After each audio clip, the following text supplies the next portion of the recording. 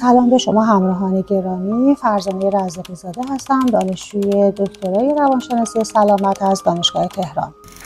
حالا به این فکر کردین که نوجوانای امروز توی چه دنیای پیچیده‌ای دارن بزرگ میشن؟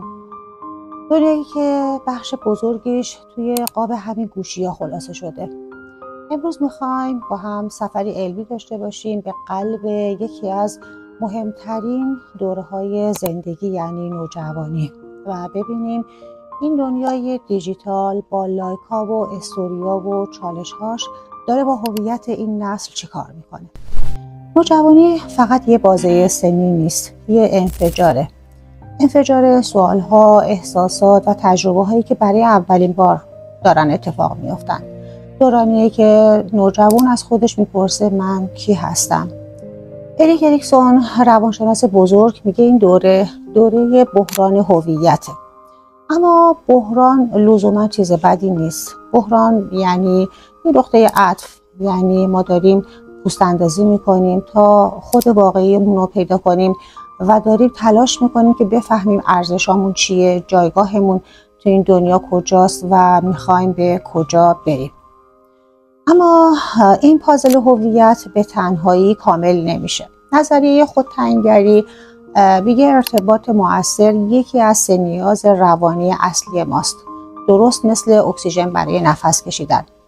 ما نیاز داریم دیده بشیم، شنیده بشیم، حس کنیم، به یک گروه میخوایم تعلق داشته باشیم و این تایید و بازخوردی که از دوستامون و همسنامون میگیریم تکه های این پازل رو کنار هم میچینه. حالا فکر کنید این نیاز به تعلق و دیده شدن وارد یه صحنه نمایش جدید و خیلی بزرگتری شده به اسم فضای مجازی.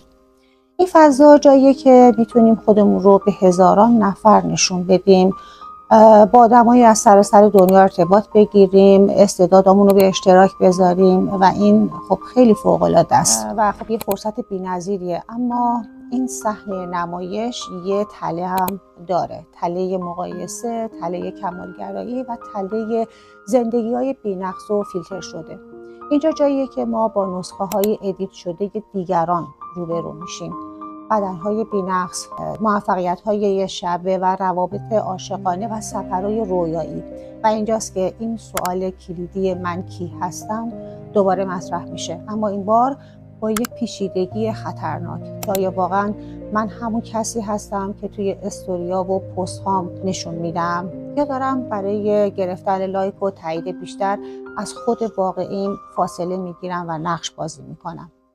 این مرز باریک بین ابراز خود و نقش بازی کردن جاییه که سلامت روان ما به شدت تحت تاثیر قرار میگیره و حالا این فقط بخش اول داستان ما بود. ما فهمیدیم که نوجوانی چقدر دوره حساسیه برای شکل‌گیری هویت و فضای مجازی چطور تبدیل به صحنه اصلی این نمایش شده.